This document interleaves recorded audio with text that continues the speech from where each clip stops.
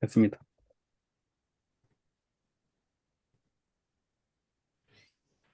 왜 잘못되어 있냐면 책에 있는 컴파일러가 코르틴을 컴파일하는 구조는 1.3의 구조예요.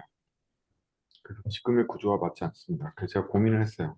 책의 내용을 해설하는 걸로 스터디를 진행해야 되느냐, 아니면 현재 버전에 맞게끔 다른 구조로 설명을 해줘야 되느냐, 어떤 게 좋으세요?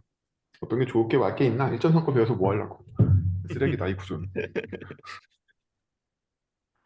그렇기 때문에 이 구조를 안 하고 다른 구조를 설명하는 글을 제가 쓴 적이 있어요. 오늘은 첫 시간이고 하니까 짧게 짧게 이 글로 얘기를 할 거거든요. 음, 그 전에 코틀린 코르틴이 베이스로 갖고 있는 구조는요. 크게는 워커 스레드 패턴이라는 멀티 스레드 패턴 중에 하나를 구현하고 있습니다. 워커 스레드 패턴에 대해서 알아볼까요?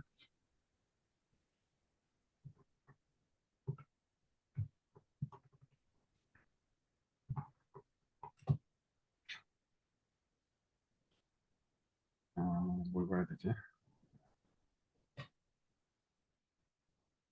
대충 이래요. 워커 스레드 패턴이라는 건 뭐냐면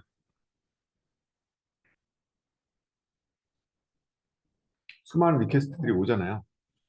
리퀘스트들이 와. 그러면 워커가 리퀘스트를 계속 실행해. 그럼 이 워커는 어디서 오냐면 워커 풀에서 와.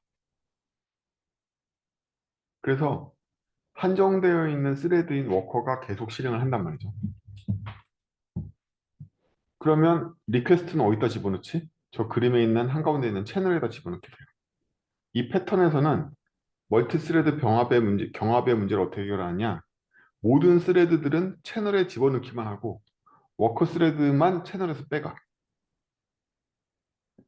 그래서 스레드 경합을 피하게 돼. 대표적으로 자바스크립트가 그렇죠. 그래서 이러한 구조의 패턴을 기본적으로 이용하는 게 코르틴의 구조예요. 자바스크립트도 이 구조를 이용하고요. 많은 멀티스레드 동기화의 비용을 줄이기 위해서 워커스레드 패턴을 사용합니다. 그렇고, 그래서 여기 쓸데없는 설명들을 다 지나가고요. 코드만 볼까요? 일단 간단한 이런 함수가 있어요. 그러면 이 함수는 책에서는 코트린 X에서 혹은 코트린 스코프를 이용해서 실행하는 방법이 나오는데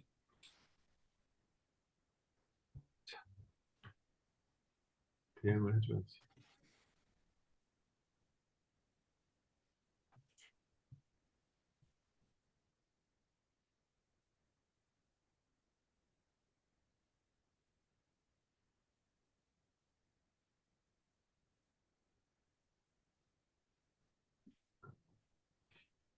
제가 갑자기 방에다 권한 부여해서 막았더니 여지껏 제대로 참여 안 하고 인사도 안 했던 사람들이 이제 와서 그러네.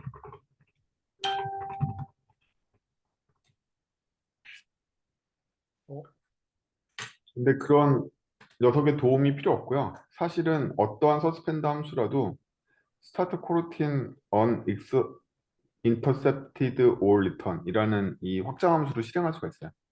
단지 컨티뉴에이션을 줘야 돼. 우리 책 5장까지 읽어보셨으면 서스펜드 함수들은 컨티뉴에이션을 인자로 받는 함수로 해석된다고 돼 있잖아요.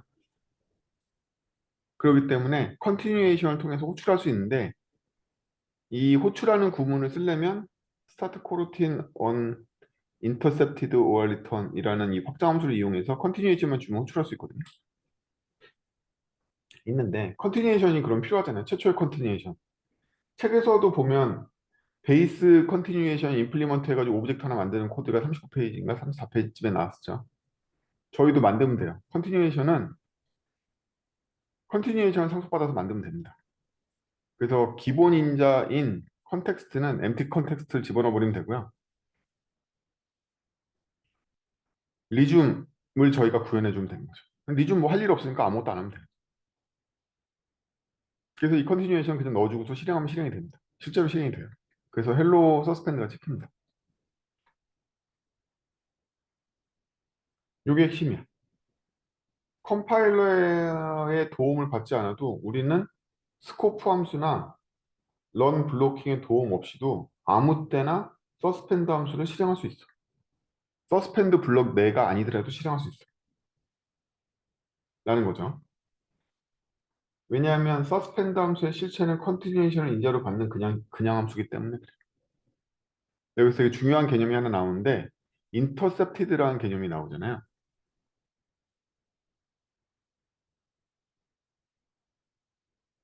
이게 또 그지 같은데. 여러분들이 코르틴의 기본적인 구조에 접근하기 어려운 이유가 두 가지가 있는데 첫 번째는 중단이라는 개념이 어렵고 두 번째는 인터셉터라는 개념이 어려워서 그래요. 그걸 이제 차근차근 설명할 거예요. 이 컨티뉴에이션을 제가 구현한 걸 보면 오버라이드 컨티뉴에이션 했잖아요. 오버라이드한 컨티뉴에이션은 사실은 부모 쪽의 컨티뉴에이션을 호출하기 때문에 기저 컨티뉴에이션이 뭐냐에 따라서 다른 작동을 하게 되는데 이 컨티뉴에이션은 인터페이스이기 때문에 여기 구조를 보면 인터페이스죠.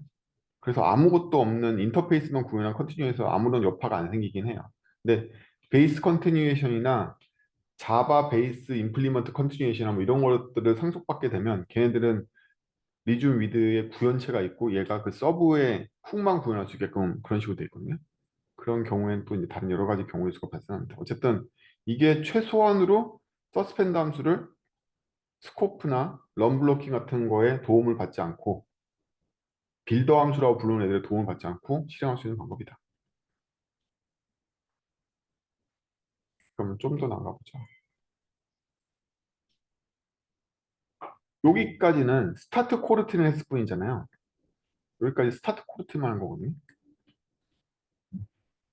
그렇기 때문에 실제로 실행하려면 리줌을 실행해 줘야겠죠. 네. 리줌을 실행하려면 여기에 인자를 보내줘야 되죠. 리줌 미드가 받는 것들은 리저트 값을 받기 때문에 그냥 석세스로 유인트 하나 보내주면 여기에 드디어 이제 실행이 돼가지고 얘는 스타트 코르틴을 했을 뿐이니까 코르틴을 실제적으로 실행하려면 리줌 미드를 실행해 줘야 된다. 여기서 우리가 알 수 있는 건 뭐냐면 컴파일 과정을 거치잖아요. 그럼 서스펜드 함수는 컨티뉴에이션을 받는 임의의 함수로 바뀌고 그 임의의 함수에 리줌을 호출하는 것으로 실행이 시작된다. 이렇게 생각하시면 돼요. 그래서 스타트 코르틴을 해도 우리가 직접 실행을 안 했으니까 리줌 위드를 때려줘야지만 실행이 되는데 그럼 빌더 함수를 비롯해서 스코프에 있는 빌더 함수를 비롯해서 여러 가지 코르틴을 직접적으로 호출해주는 그런 내부 구문들은 리줌 위드를 지가 호출해 준 거예요.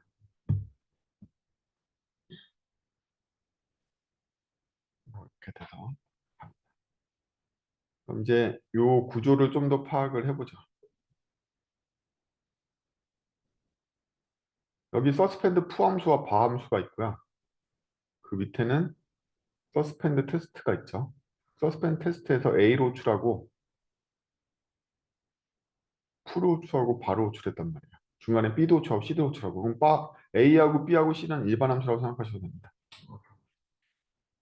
그럼 이 서스펜드로 호출한 조 지점이 바로 서스펜드 포인트가 되거든요.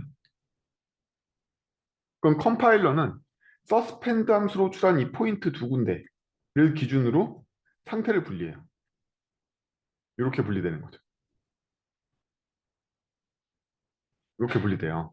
왜 분리했냐? 여기가 서스펜드 함수 호출의 지점이기 때문에 분리를 한 거예요. 그래서 여기까지를 상태 0번, 여기부터는 상태 1번, 나머지 상태 2번으로 본다 이거지. 이렇게 분리를 해버립니다. 마지막으로는 리턴이 되는 거죠. 끝나서. 책하고 약간 다르게 분리했는데 대충 이렇게 생겼어요. 어쨌든 책에 있는 분리 방법들은 다 1.3대 나왔던 것 같아요. 그러면 테스트가 이렇게 분리된다고 그랬는데 여기서 핵심은 뭐냐면 테스트 함수는 서스펜드 함수이고 서스펜드 함수 안에 서스펜드 함수가 여러 개가 내포될 수 있잖아요. 내포되어 있는 서스펜드 함수가 하나도 없으면 상태도 하나밖에 없어요. 근데 내포되어 있는 서스펜드 함수가 많으면 그 안에가 다시 분기돼. 근데 이 푸드 들어갔더니 여기도 상태 분기가 또 여러 개 될 수 있는 거죠. 상태 분기는 연쇄적으로 계속 일어난다. 저 안에서 또 일어날 거야.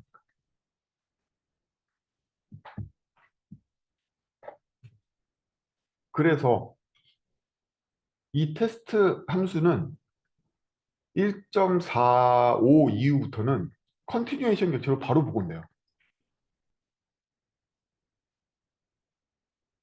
바로 만들어져. 이렇게.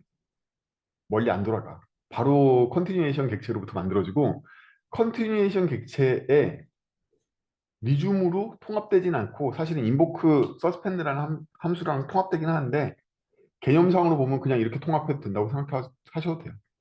컨티뉴에이션이라는 레이블이 있죠. 레이블 초기 상태는 0입니다. 그리고 레이블에 따라서 얘가 계속 변환이 되는 거죠.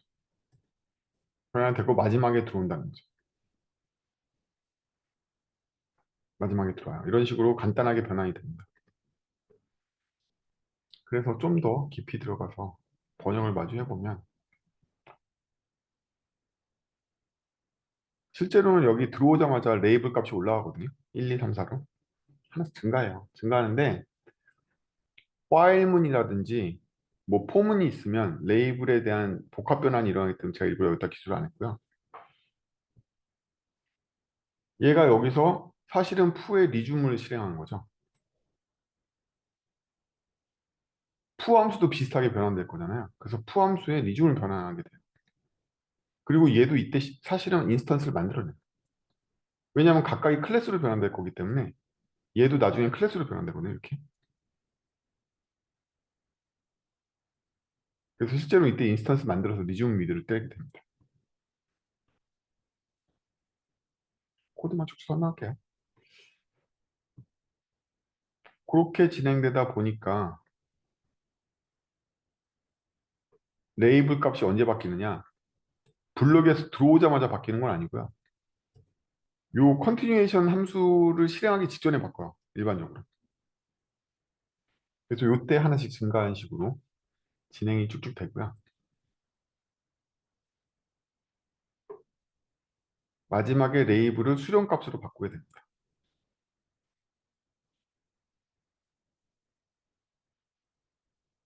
제가 여기다 기술 안 했는데 오버라이드 되어 있는 리줌 위드는요. 기본적으로 코르틴 서스펜드를 반환하는 값이 내장되어 있어요. 굳이 얘 때문에 블로킹이 안 한다기보다 1.4 이후에 바뀐 점이 뭐냐면 모든 중단 함수는 설령 중단을 일으키지 않았다 하더라도 여기 보시면 얘는 중단한 적이 없잖아요. 바로 3을 리턴하고 바로 5를 리턴한 것처럼 보이잖아요. 그래도 기본 중단 값이 반환돼요. 리즘 위드를 때리기 전에는 무조건 중단 값이 반환되는 함수로 번역돼요.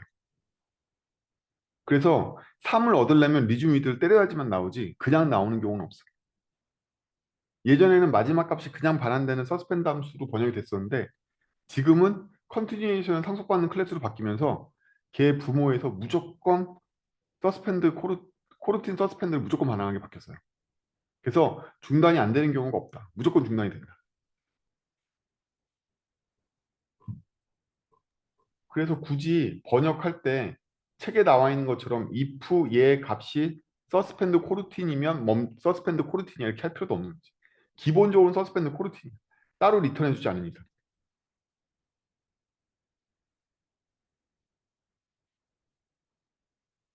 그래서 요 레이블 우리 이거는 자바가 아니잖아요. 그래서 워크스로 안 하잖아. 폴스로 안 하잖아. 밑으로 안 내려가잖아. 0에서 이게 끝나는 거죠. 이게 끝나면 리줌 위드가 기본적으로는 코르틴 서스펜드가 반환된단 말이야. 그러니까 여기 0에서 끝나고 나면 코르틴 서스펜드 상태인 거야. 이미. 얘 반환 값은. 특별하게 리턴하지 않는 이상은 전부 다 코르틴 서스펜드 상태인 거죠. 얘는 얘도 무조건 코르틴 서스펜드가 되거나 아니면 Y로 들어와야 돼. 그래서 값의 재개가 계속 일어나고요. 그리고 지역 변수들은 책에서 나온 것처럼 다 얘 속성값으로 바뀐다. 왜냐하면 계속해서 들어올 때마다 실행을 해야 되니까. 질문이 있는데요. 네, 그, 실제로 그러니까 즉시 값을 변환하더라도 중단이 일어난다는 얘기가 네. 컨티뉴에이션이 컨티뉴에이션으로 쌓여진 그 컨티뉴에이션 콜 스택이 다 클리어 된다는 얘기인가요? 아니요, 무조건 멈춘다는 얘기예요. 컨티뉴에이션 상속받은 애가 오버라이드 리즘 위드를 하면요. 이 오버라이드 리즘 위드가 기본적으로 그냥 다 코르티 서스펜드를 무조건 내보내요. 특별하게 저희가 리턴을 하지 않는 이상. 저희가 리턴을 특별하게 해줘야지만 코르틴 서스펜드가 안 되지 무조건 코르틴 서스펜드가 돼. 저도 한 가지 질문이 있는데요. 네, 그 설명하시는 거하고 실제 저 여기 프로지드 코드하고 지금 좀 헷갈리는데 아까 전에 음, 계속 컨티니에이션을 리턴을 한다고 했는데 지금 네, 보면은 펑션이 지금 while루프를 계속 돌잖아요. 네. 그래서 리턴이 되나요? 이거 나중에 설명할게. 아, 예. 지금 그 코드를 채워가고 있는 중요한 단계라서. 예. 그래서 이제 얘가 이제 돌아요. 돌고요.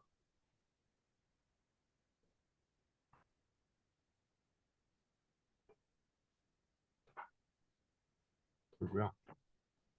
그래서 다들 여기서 정지를 시켜주는 함수 이 구문들이 하나씩 들어가고요. 여기 이제 구문이 원래 이 값을 판정해가지고 책에 보면은 코르틴 서스펜드면 중지하려고 그러잖아요. 무조건 중지한단 말이에요, 이제는. 일단 중지를 때리고 봐. 때리고 보는데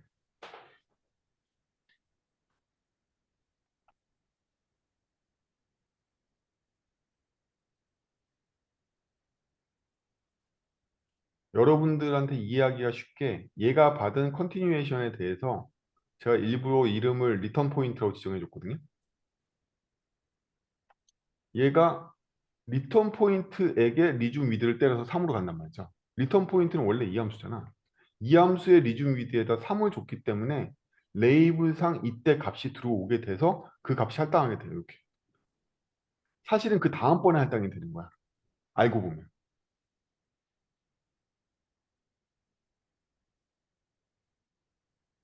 음? 그 값이 할당되는 타이밍은 언제냐면 이렇게 하고 끝나잖아요. 끝났단 말이야. 그러면 그 리즘 위드가 다시 걔를 호출해서 걔한테 3을 넣기 때문에 그 다음 상태에서 사실은 값을 받는 거예요. 서로 리즘 위드를 주고받는단 말이지. 나는 푸의 리즘 위드를 호출하고 죽어버렸잖아요. 죽였단 말이야.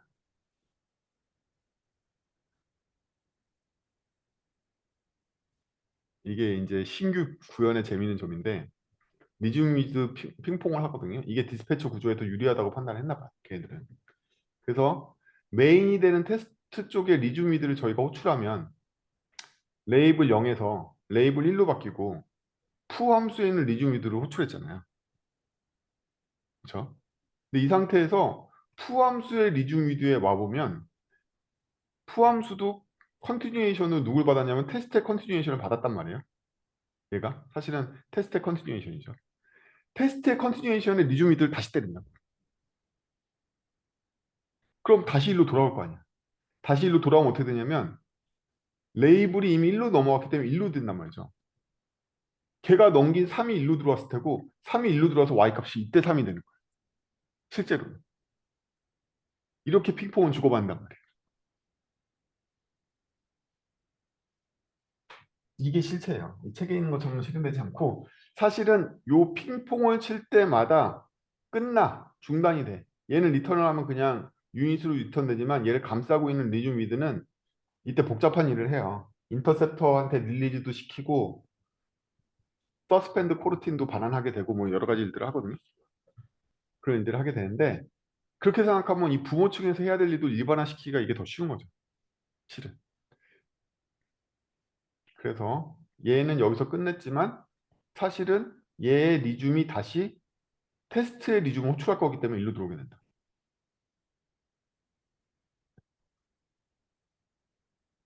그럼 이걸 왜 끊었는지를 생각해 보죠. 그, 저 질문 있는데, 네. 저기서, 저렇게 되는 전제는, 포랑 바라는 코르틴 컨텍스트가 프로틴 인터셉터라는 컨텍스트를 별도로 가지고 있는 경우에인 거죠. 아니에요. 아무 상관없어. 얘가 상속받은 제가 그냥 편의상 컨티뉴에이션을 써놨는데 상속받은 애가 인터셉티드 컨티뉴에이션일 수 있고 언인터셉티드 컨티뉴에이션일 수가 있어요. 언인터셉티드 컨티뉴에이션은 리중하고 그냥 바로 호출돼. 바로 일로 다시 호출돼. 인터셉트를 안 하기 때문에. 어, 근데 인터셉티드 컨티뉴에이션 같은 경우에는 리중 위드에 뭐가 내장돼 있냐면 디스패처 디스패치가 내장돼 있어. 그래서 직접 실행되지 않고 디스패처를 통해서 실행돼. 언제? 리중 호출할 때마다 그 일이 일어나. 그리고 리중 호출이 벗어나면 리턴되면 바로 릴리즈를 때린단 말이야.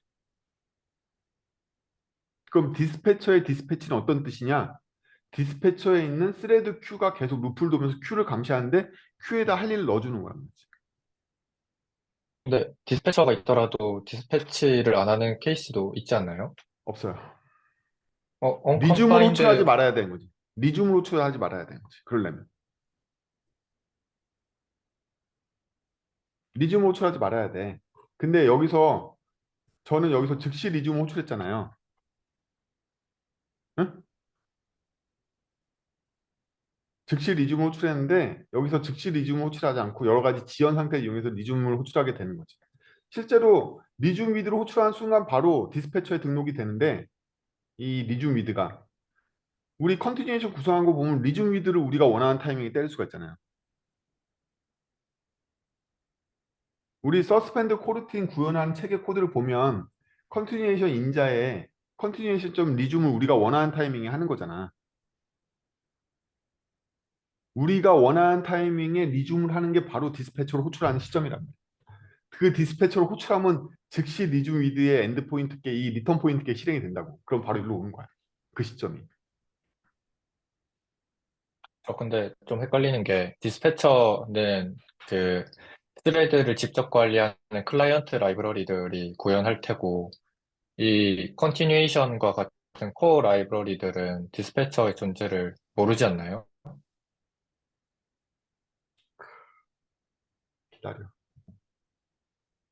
여기서도 모르고 있어. 여기서는 뭐 알게 나왔나? 여기서도 모르고 있어. 여기서도 모르고 있다. 그러니까 내가 지금 기본 컨티뉴에이션만 가지고 설명하지. 그래서 푸의 리즘 위드가 다시 엔드 포인트의 리즘 위드를 통해서 둘이 핑퐁을 치게 됩니다. 서로 주고받게 되는 거죠. 그렇기 때문에 푸를 호출할 때는 그냥 호출하는 게 아니라 디스와 추가 인자 A를 줘야 됩니다. 지가 원하는 부분의 값을 다 줘야 돼요. 그래야지 이게 엔드 포인트인 디스로 넘어가는 거죠. 이게 연쇄적으로 디스패처가 분할돼서 각각의 작업으로 분할되는 원리예요. 그리고 스택 대신에 연쇄적으로 다른 컨티뉴에이션이 또 다른 컨티뉴에이션을 안고 있는 거죠. 그리고 그 컨티뉴에이션 다시 사용하네. 어디에서? 똑같은 메소드에서. 우리는 이 패턴을 디자인 패턴상 뭐라고 부르죠? 데코레이터 패턴이라고 부릅니다. 그렇죠? 동형의 구상 클래스가 동형에 정의되어 있는 메소드로 호출하는 행위를 우리 데코레이터 패턴이라고 부르잖아요. 함수의 스택을 대신해서 데코레이터 패턴으로 구현되어 있단 말이에요. 리줌 연쇄로. 그래서 그 데코레이터가 그 데코레이터를 불러서 위로 올라가게 되는 구조입니다. 스택 대신에 이걸 쓰는 거죠. 객체 지향에서는 함수의 스택을 대신하기 위해서 객체의 데코레이터를 많이 사용합니다. 원래 데코레이터 패턴의 의미도 그거고.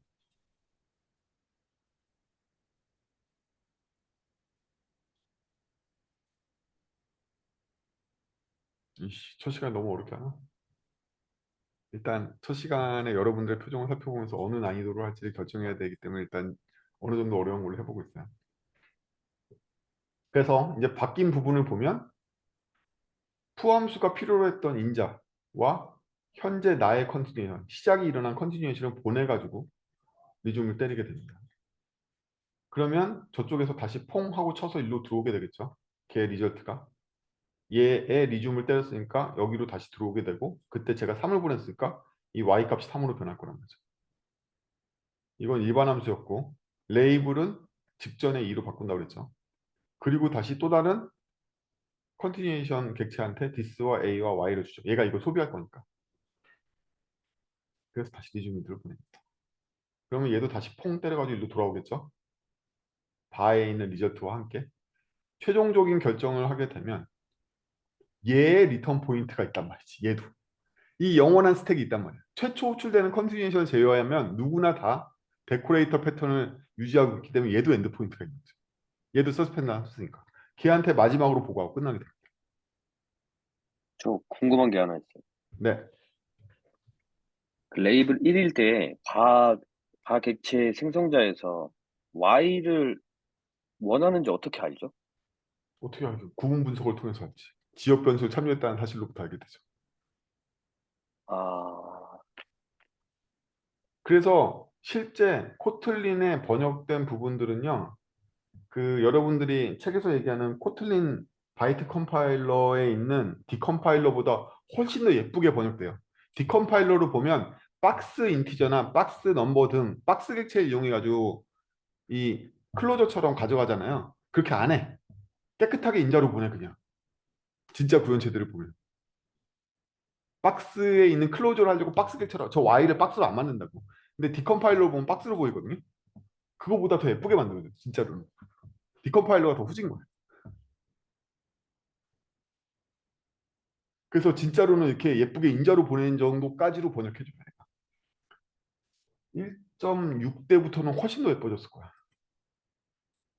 그래요. 저 같은 변태 같은 인간들은 바이트 코드 말고 어셈블리 코드나 실제 자바 디컴파일 된 것도 보고 막 그래요. 그래서 코르틴 쪽이 변화가 없을 것 같지만 코르틴 코어에 코드가 제네레이트 되는 방식들이 많이 변하고 있습니다. 컴파일러 쪽 코드 보면 나와요. 많이 예뻐졌다. 이것만 봐도 훨씬 좋아졌죠. 지역 변수 참조를 박스 객체로 넘겨서 가져가지 않고 그냥 인자로 예쁘게 그냥 넘길 수 있어가지고 많이 좋아졌어요. 그래서 이렇게 시작이 됩니다. 그래서 노 액션 컨티뉴에이션 같은 거를 이제 봤는데 이 컨티뉴에이션은 누가 만드는 거냐면 호출 시점에 만들어져요. 여러분들이 아셔야 될 게 뭐냐면 최초의 컨티뉴에이션은 언제 만들어지냐 이거야. 누가 만드냐 하면 컴파일러가 함수 호출할 때마다 만들어져요. 함수를 호출할 때마다. 어딘가에서는 최초의 서스펜드 함수를 호출하잖아요. 그 호출을 하는 곳마다 새로운 컨티뉴에이션 객체를 만들어가지고 시작을 시킨다. 그게 바로 베이스 컨티뉴에이션.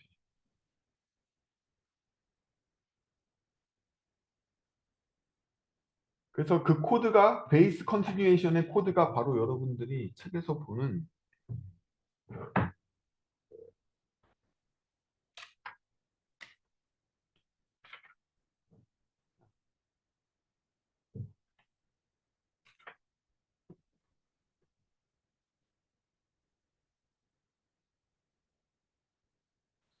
39페이지. 39페이지에 있는 저 컨티뉴에이션 말이야. 이거. 아, 이것도 잘못됐구나. 이것도 아니야. 이것도 약간 틀리긴 한데 39페이지에 있는 코드랑 되게 비슷하긴 한데 저게 지금 보면은 인자로 컨티뉴에이션을 받았잖아요. 부모의 인자로. 저거 말고 그냥 생 컨티뉴에이션 오브젝트를 함수 호출 때마다 만들어내요. 걔가 최초의 애가 되고 걔의 인보크 서스펜드가 있고 인보크 서스펜드를 호출하는 런어블을 컨텍스트 디스패처한테 보내는 걸로 컨티뉴에이션 함수가 시작되는 거예요. 실제로. 그래서 최초로 호출 시마다 만들어지는 컨티뉴에이션 객체 안에 인보크 서스펜드가 있고 얘가 디스패처에 등록되는 순간이 그 서스펜드 함수가 처음으로 실행되는 순간인 거예요.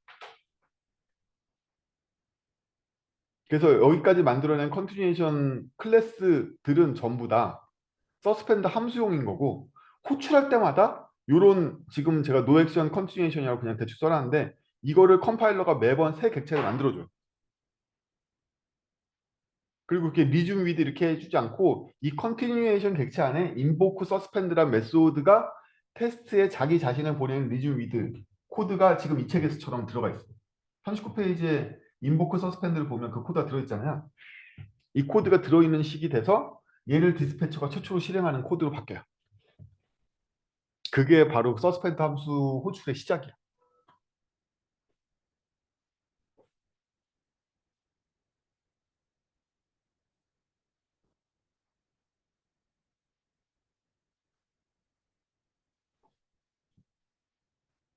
이게 오늘 수업이 좀 혼란하죠. 책대로 전개를 안 해서.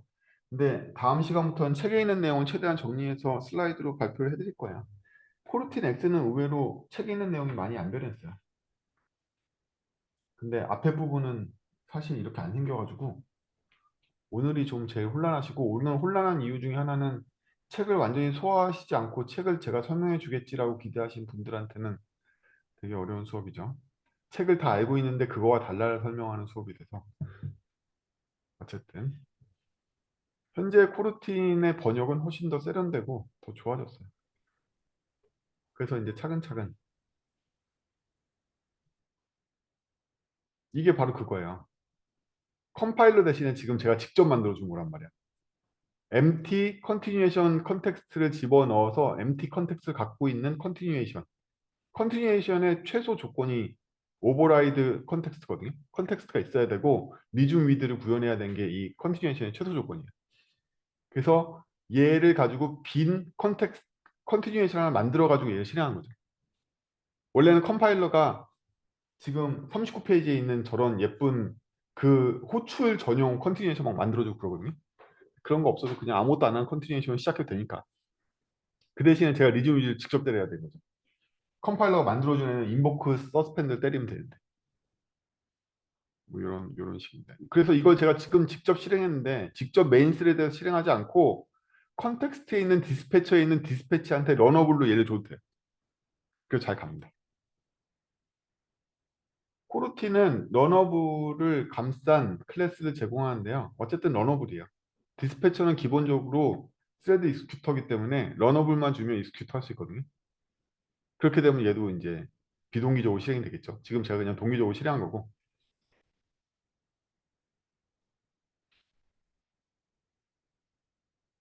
뭐 이렇습니다.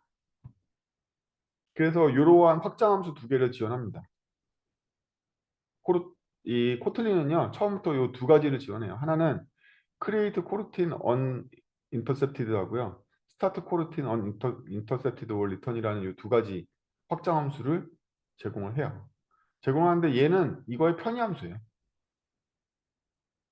continuation을 받아서 coroutine unintercepted를 생성하고 리중 위드에서 뭐 이렇게 처리해주는 뭐 이런 식이죠.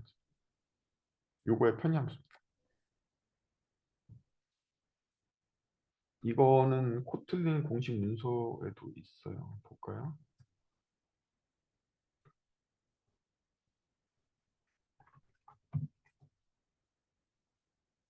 여기 있잖아. 그냥 여러분들이 관심이 없었을 뿐. 여기 잘잘잘잘잘 뭐라고 쓴단 말이야. 이렇게 좋아요. 뭐 이러면서. 이것만 써도 너는 코르틴 쓸 수 있다. 뭐 이런 얘기를 하고 있어요. 그래서 얘기의 핵심은 뭐냐면 컴파일러의 도움을 받아서 컴파일 후에만 서스펜드 함수를 실행할 수 있다? 아니라는 거야. 이런 함수들은 약간 시스템 함수에 가깝잖아요. 요쪽에 있잖아요. 이게 내부의 코틀린 컴파일 과정이나 컴파일된 후의 객체에 접근해주는 내부 객체들이거든요. 그래서 런타임에 또 컴파일이 되었을 때 결과물에 접근하는 식으로 접근이 가능한 거죠. 그런 장치들이 꽤 있습니다. 그래서 원래는 이런 거 실행하려면 컴파일이 된 서스펜드 함수가 필요한 거였잖아요. 근데 컴파일이 될 걸 예상하고 실행해주는 함수가 있다는 거예요. 그래서 만약에 서스펜드 함수를 최소한의 부하로 쓰고 싶다. 코르틴 X에 있는 여러 가지 런치 함수나 빌드 함수가 되게 사실은 무거워요. 그런 부하를 하나도 없이 정말 가볍게 쓰고 싶어. 그럼 이렇게 쓸 수 있는 거죠. 미치고 이렇게 쓰면 돼요. 단지 이때 컨텍스트에 제가 그냥 빈 컨텍스트가 아니라 컨텍스트에 디스패처를 넣어도 무시당할 거다. 왜? 얘가 리줌 단계에서 인터셉터를 안 타게끔 되어 있기 때문에.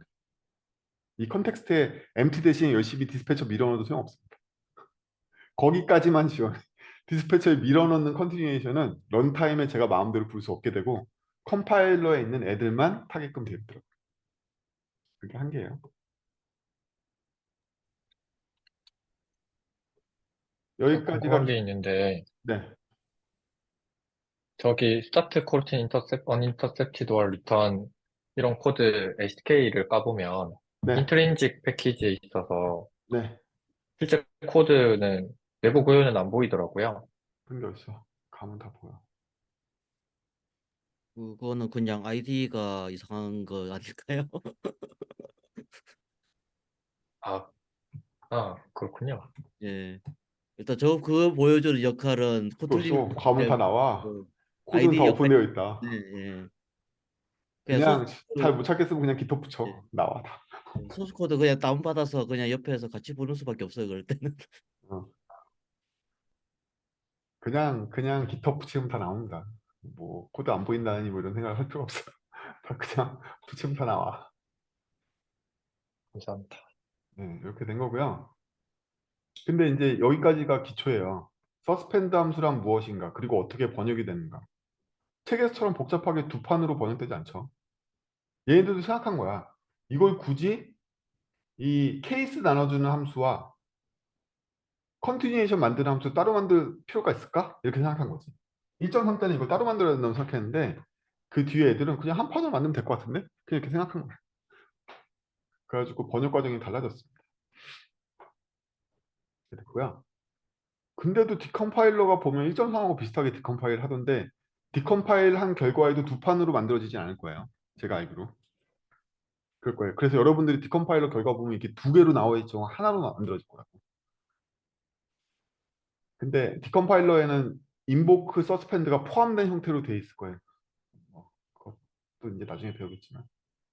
여기까지가 기본적인 번역의 기초예요. 근데 이제 이것만으로는 디스패처를 설명할 수가 없잖아요. 그래서 두 번째 글을 또 썼지. 지옥의 두 번째 글을 썼지.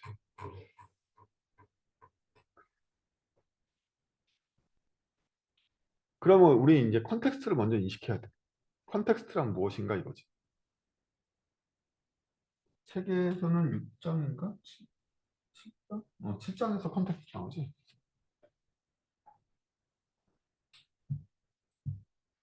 코르틴 컨텍스트는요. 한마디로 컨티니에이션이 기본적으로 보유하고 있는 속성이잖아요. 그냥 이 정의대로만 생각해봐. 모든 컨티니에이션은 일단 컨텍스트를 갖고 있잖아. 그리고 컨텍스트는 불변객체거든요. 그럼 불변값을 컨티니에이션이 갖고 있다는 거야. 이게 왜 중요할까? 컨티니에이션은 여러 번 리줌 당하기 때문에 그래. 어떤 스레드에서 다음번 리줌을 당할지 모르는 리줌을 당하기 때문에 얘가 불변값 컨텍스트를 갖고 있다는 건 얘가 어떤 스레드에서 리줌을 당해도 컨텍스트 값은 보호된다는 뜻이에요.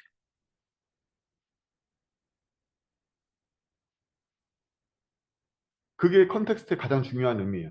컨텍스트란 컨티뉴에이션이 불변값으로 갖고 있는 어떤 값이라는 거지. 이게 되게 중요해. 사실 컨텍스트의 의미는 그게 끝이야. 컨티뉴에이션이 논외로 보유할 수 있는 불변값이야. 그럼 여기다 뭘 넣을까요? 여기다 디스패처도 넣고 에러 핸들러도 넣고 일반 값도 넣고 이름도 넣고 여러 가지 집어넣는 거야. 왜? 여러 스레드에서 계속 컨티뉴에이션 리줌을 때려도 컨텍스트가 보존되니까. 즉 스레드 경계를 넘어서 계속해서 보존할 수 있는 불변값이고 컨텍스트에 넣고 싶은 건 여러 번 여러 스레드에서 리줌을 당할 때 계속 보존하고 싶은 값이 있다. 이건 다 컨텍스트에 때려 박는 거예요.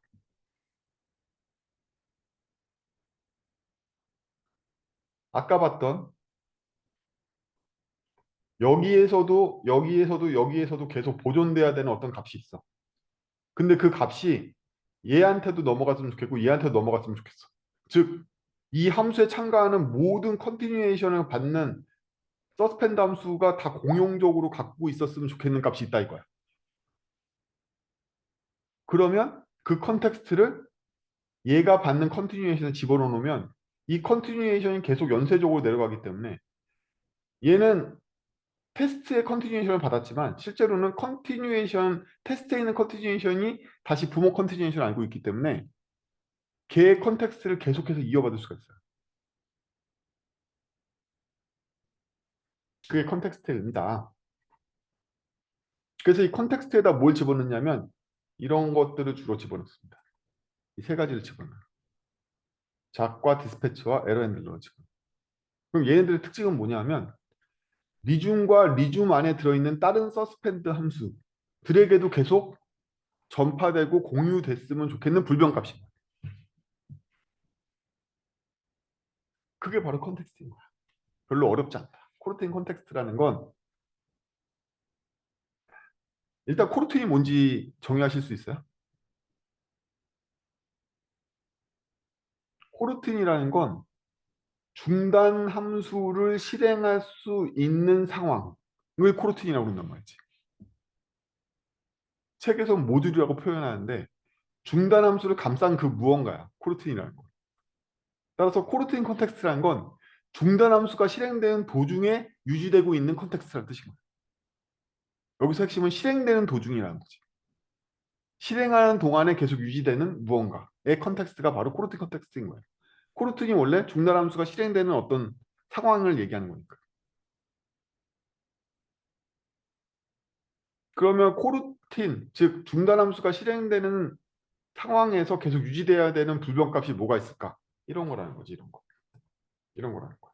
나머지 더 추가할 게 있으면 그건 니네들 사정이고 어쨌든 이 세 가지는 구조화되어 있는 코르틴 혹은 뭐 코르틴의 실제적인 실행을 담당하는 디스패처, 코르틴에서 에러가 발생하면 핸들링해줘야 되는 전역 에러 핸들러 이런 것들은 그 실행되는 서스펜드가 실행되는 그 상황에서는 계속 유지돼야 되는 어떤 컨텍스트다 이거지. 그래서 코르틴 컨텍스트가 컨티뉴에이션의 기본값인 건 너무 당연하다. 코르틴이라는 건 컨티뉴에이션을 실행하고 있는 상황이니까. 컨티뉴에이션의 리줌을 한 번 때리면 이건 한 번은 안 끝나죠. 안에 또 다른 컨티뉴에이션의 리줌, 또 다른 컨티뉴에이션의 리줌, 나의 컨티뉴에이션 리줌도 여러 번 당하고 이런 구조잖아요. 그 사이에 계속 유지돼야 되는 컨텍스트가 뭐냐 이거지. 따라서 코르틴 컨텍스트가 컨티뉴에이션 속성인 건 너무 당연하다. 그 안에 이런 거 집어넣는다. 그 안에 집어넣을 수 있는 것 중에 디스패처가 있고 이게 지금 우리의 주제. 여기는 컨텍스트에 대한 상세 내용들을 쓰는데 다 필요 없고요. 다 필요 없고 7장 참고하세요. 7장이 자세히 나옵니다. 다 필요 없고 관심 없고 뭐 여기 값으로도 쓸 수 있다 이거야. 얘가 만약에 컨텍스트 엘리먼트를 상속받아서 어떤 클래스를 만들잖아요. 그리고 이런 속성값을 갖잖아요. 그러면 사실은 불변이지만 가변을 쓸 수 있어요. 자바의 원래 그 요령처럼. 그래서 컨텍스트 안에 멤버를 뒤졌어. 키가 멤버로 주어졌으니까. 그래서 얻을 수만 있으면 얘의 속성값을 얻을 수가 있기 때문에 굳이 디스패처나 에러 핸들러 같은 게 아니라 얘가 실행된 도중에 불변으로 유지하고 싶은, 사실 불변도 아니죠. 가변으로 유지하고 싶은 어떤 상태가 있으면 컨텍스트를 공유시킬 수 있어요. 그럼 런치할 때 멤버를 컨텍스트로 넘겨주면 돼 이렇게. 그리고 액션 때려보면 실제로 이 컨텍스트가 들어온단 말이지. 그래서 코르틴 컨텍스트는 이거 실제로 가변이잖아. 여기서 가변을 바꿔도 되거든요. 그래도 스레드 경합은 일어나지 않지. 한 번에 얘만 실행되니까 경합하지 않잖아요. 그래서 가변 상태조차도 다 공유할 수 있어요. 그래서 여러 서스펜드가 컨텍스트에 있는 값을 협업으로 계속 바꿔가는 식의 파이프라인을 만들 수도 있어요. 책의 7장조차도 코르틴 컨텍스트 엘리먼트에 대해서 이렇게 자세하게 다루지 않아요. 사람들이 다 코르틴 컨텍스트를 값으로 쓴다는 개념이 없는데 사실은 굉장히 유용하고 이 얘기는 뭐냐면 이 안에서 액션 ABC로 호출하면 액션 ABC가 멤버의 일부 속성들을 바꿔주는 파이프라이닝도 만들 수 있다는 얘기야. 그래서 얘가 제가 멤버라고 써놨는데 리절트라고 생각해 보면요. 이 리절트가 여기에서는 뭐 하지? 첫 번째는 뭐 멤버의 데이터를 받아와 가지고 멤버 쪽을 채웠어. 리절트. 두 번째는 뭐 걔가 소속돼 있는 클럽 데이터를 받아와서 또 리절트를 채웠어. 뭐 이런 식의 연쇄되어 있는 걸로 걔를 쭉 만들어서 마지막에 레포트하는 서스펜드 함수가 컨텍스트에 있는 리절트를 레포팅 해주는 식으로 끝낼 수도 있단 말이야. 한 번도 생각 안 해봤겠지만 그렇게 돼요. 그래서 채널 같은 거나 플로우 같은 거에 도움을 받지 않고도 얼마든지 컨텍스트만 이용해서도 여러 코르틴 사이의 데이터를 공유하거나 협업 체계를 만들 수가 있어요. 사람들이 이거 잘 몰라서 내가 그래서 써놨을 거야.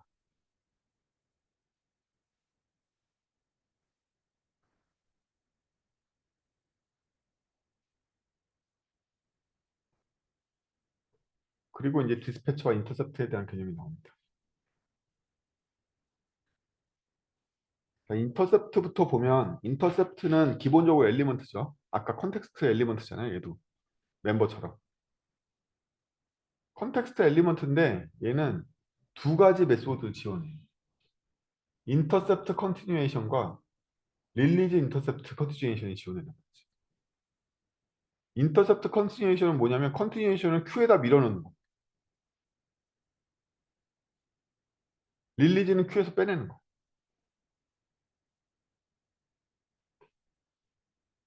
요거를 해보죠. 아니 사실은 큐에다 넣는다기보다 어떤 컨티뉴에이션을 인터셉트 되는 컨디션으로 반환해 주는 거고요. 얘는 인터셉트가 없는 컨디션에서 반환해 주는 식으로 랩핑이 돼 있거든요. 그래서 코르틴 디스패처는 일반적으로 아까 말했던 요 엘리먼트를 상속받은 애라서 디스패치하고 디스패치 일드는 내부 템플릿 메소드고요. 내부에서 이거 구현하죠. 인터셉트 컨티뉴에이션을 구현하게 된다. 기본적으로는. 그럼 인터셉트 컨티뉴에이션의 기본적인 동작은 디스패치 컨티뉴에이션으로 디스를 받아서 컨티뉴에이션 디스패처와 함께 얘를 묶은 새로운 컨티뉴에이션을 반환하게 돼요. 이게 이 내용의 전부야. 디스패치 컨티뉴에이션 또 넘어가야 되죠. 지금 제가 이 글 쓸 때가 1.6 기준이었을 거예요. 1.8에서 또 뭐 갈아엎었던데? 거기까지 아직 안 봤는데 많이 갈아엎지는 않았으니까 1.6 구조가 요즘 거의 유지되고 있을 테니까. 그러면 얘 디스패치 컨티뉴에이션은 뭐가 다르냐? 얘 컨티뉴에이션 갖고 있죠? 그쵸? 디스패치드 컨티뉴에이션은 원래 컨티뉴에이션 갖고 있잖아요. 얘는 언디스패치드 컨티뉴에이션인데 갖고 있고 디스패처도 갖고 있고 이 상태에서 시작한다고. 그럼 얘도 컨티뉴에이션이기 때문에 리중 위드를 만들 거 아니에요. 그럼 얘 리중 위드는 뭐가 다르냐 이거야. 얘 리중 위드는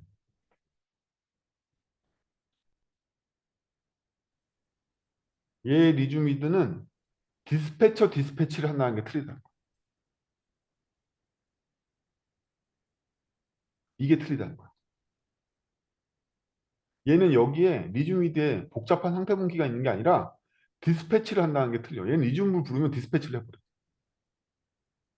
컨텍스트와 디스를 보내서. 컨텍스트는 컨티뉴에이션. 여기 받아왔던 컨티뉴에이션 컨텍스트를 보내고요. 디스를 그냥 호출해 보내. 자기 통째로 보내. 자기의 여러 가지 기능들이 여기 다 있거든. 근데 얘가 뭘로 보이냐면 태스크로 보인단 말이지. 이게 핵심이야. 태스크에는 뭐가 있냐면 컨티뉴에이션의 리즘을 러너블로 감싸는 기능이 있단 말이지. 그런 인터페이스인 거야 얘가.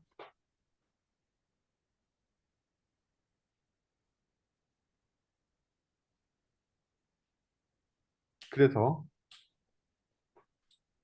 디스패치가 니드하냐 안 니드하냐는 컨텍스트에 달려있죠. 컨텍스트에 디스패처가 있으면 필요한 상태인 거잖아요. 우리가 받아온 컨티뉴에이션의 컨텍스트에 디스패처가 있다라면 디스패치를 하겠지. 하지만 우리가 디스패치 컨티뉴에이션으로 만들었다 하더라도 보내온 컨티뉴에이션의 컨텍스트에 디스패치가 없다라면 그냥 리중 때리면 돼.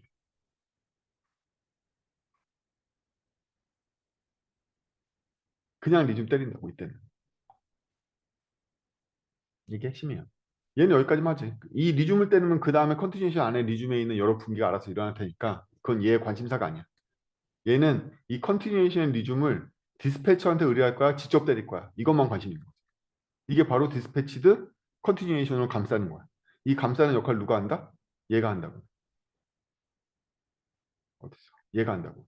인터셉트 컨티뉴에이션을 보내면 얘가 디스패치드 컨티뉴에이션으로 바꿔준다. 그리고 바퀴 내에 리줌을 때려버리면 이런 일이 일어난다는 거야. 컨텍스트 안에 디스패처가 있었으면 디스패치로 이때 디스패치로 실행을 할 것이고, 아니라면 그냥 생으로 컨티뉴에이션 리줌을 때릴 것이다. 나는 리줌으로 바꿔준다 이거지.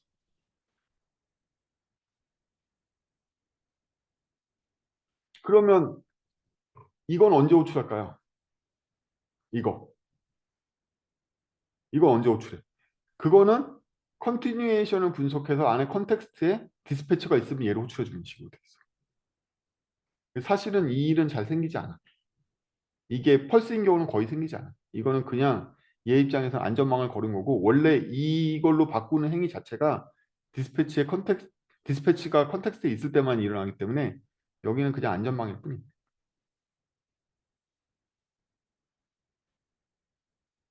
이제 리중 캔슬드가 이 안에 있는데요. 오늘 리중까지 얘기하기는 너무 빡센데, 이거는 나중에 잡 나갈 때 얘기를 할게요.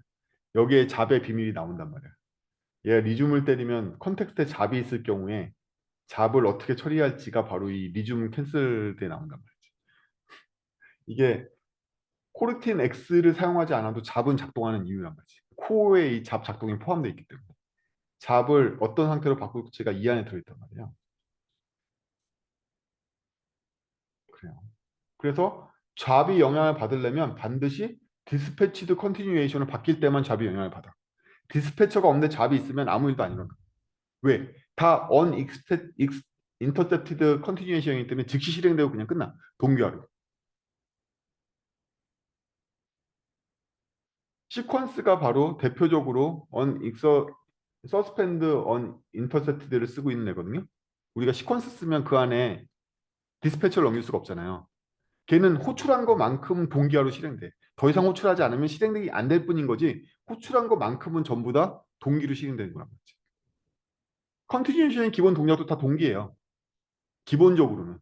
걔가 비동기로 동작하려면 컨텍스트에 디스패처를 넣으면 그 디스패처가 그 컨티뉴에이션을 디스패치드 컨티뉴에이션을 바꿔야지만 그 다음부터 비동기적인 실행을 한단 말이지.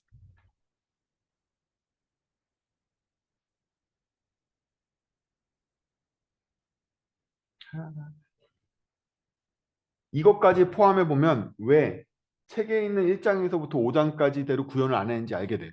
두 개로 분리하면 하나처럼 이렇게 자연스럽게 쓸 수가 없단 말이야. 이게 잘 안 되는 거지. 옛날에 훨씬 더 까다롭게 돼 있었단 말이야. 그래서 디스패처가 있을 때 구문에도 또 다른 클래스를 두 쌍으로 만들었어야 돼.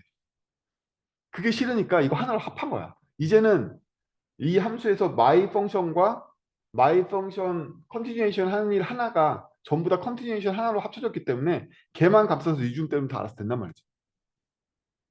이 구조가 훨씬 더 간단하기 때문에 이렇게 바뀐 거예요. 그래서 이렇게 생겨 먹었어요. 아까 디스패치드 태스크를 만든다고 그랬죠. 얘가 상속받는 게. 이거 근데 따지고 들어가면 그냥 런어블이에요. 런어블입니다.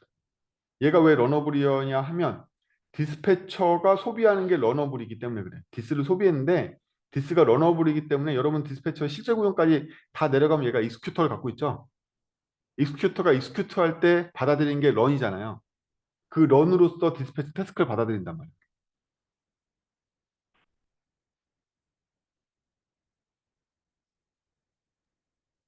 그러면 아까 말씀하신 리줌 윗 할 때마다 그 중단된다는 말이 각 리줌 될 때마다 별도의 저런 디스패처 컨티뉴에이션이라는 러너블 객체로 바뀌어서 그 디스패처의 디스패치가 되고 기존 컨티뉴에이션은 즉시 종료된다는 네, 엄밀하게 이야기인가요? 얘기하면 이 기존 컨티뉴에이션을 감싸고 있는 디스패치드 컨티뉴에이션이 런어블을 구현했고 디스패치드 태스크에 있는 런어블에 있는 런 함수가 리중 캔슬드를 부르기 때문이에요. 리중 캔슬드를 부르면 잡이 없어도 실행되고 잡이 있는데 액티브만 아니면 실행이 돼. 실행되는 내용이 뭐다? 리중 위드 익섹션이란 말이지. 이렇게 된단 말이에요. 이게 실제로 익스큐터에서 실행되는 내용이란 말이지. 근데 런은 반환값이 없잖아요. 근데 얘는 이 반환값에 대해서 뒤에 할 일이 좀 더 있어. 큐에서 빠질지 말지 뭐 이런 결정을 해야 된단 말이야. 더 이상 디스패처가 이벤트 루프를 돌면서 감시할 큐에 있어야 되는지 말아야 되는지 이런 것들을 처리하기 위해서 여기 트루퍼스로 반환하는 이 함수를 러너블이 소비를 해. 2층에서. 근데 저 좀 이해가 안 되는 게 서스펜드 펑션을 디컴파일해서 까보면 그 레이블링 될 거고 그 레이블링 될 때 그 리턴되는 조건 값이 서스펜드 컨티뉴에이션의 호출 리턴 값이 코르틴 서스펜디드라는 어떤 매직 넘버일 경우에만 종료시키던데 그러면 매번 디스패치 시키는 게 아니지 않나요? 디스패치를 시키면요. 러너블로 바뀌어서 익스큐터한테 들어가고 익스큐터한테 들어가면 사라져요. 그죠? 없어진 거야. 다음번 리즘을 호출해야지만 다시 또 디스패처에 들어가는 거야. 한 번 한 번 호출이 디스패처에 들어가는 거란 말이지. 이거는 한 번 들어가고 나면 없어지는 엄청나게 가벼운 잡이에요. 엄청나게 가벼운 태스크라고. 한 번 리즘이 이거 하나야. 내가 어떤 서스펜드 한수가 세 번 리즘을 당해야 돼. 세 번 만들어진단 말이야, 이게. 그래야지 익스큐터에 집어넣을 수 있으니까. 그럼 각 익스큐터는 걔를 실행하고 끝나는 거야. 언제? 리즘 위드로 호출할 때. 리즘 위드로 호출할 때 걔를 호출하고 끝나는 거야, 걔가.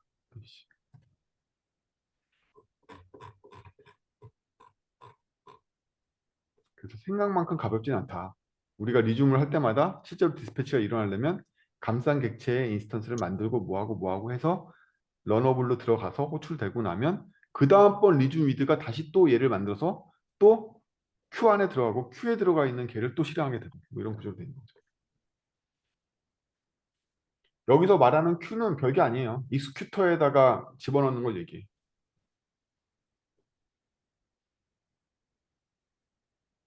원래는 JVM에서는 웨이트 풀로 구현한 구현체도 있어요.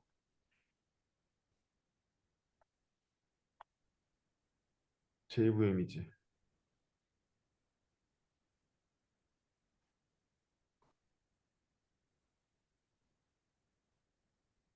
JVM이지. 코르튼이지.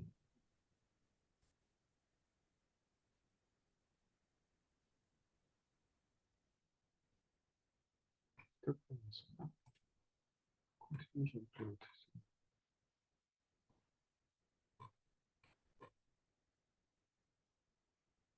넌 서스펜드나 그래 이렇게 리즘 위드에서 노티파이 올로에서 스레드 풀에 갇혀 있다가 그 활성 스레드가 얘를 다시 가져가라고 그 다음 거 일하라고 이렇게 하고 여기 들어올 때 어웨이트 들어올 때 웨이트에다 거잖아. 그래서 어웨이트 같은 경우에는 웨이트 풀에다 건단 말이지. 오브젝트 웨이트 풀에다 건. 따로 이렇게 지연을 시키는 게 아니라 그냥 오브젝트 웨이트 풀에다 거르고 그냥 되면 그 다음번에 리줌 시점에 다시 노티파이 올로 나는 해결했으니까 그 다음 거 찾아봐. 웨이트 풀에 아직 있지. 뭐 이렇게 걸어서 훨씬 더 가볍게 걸 수도 있다 보지. 그럼 하나의 스레드에다 다 웨이트 때리고 웨이트 풀로 그냥 관리하게 되는 거지.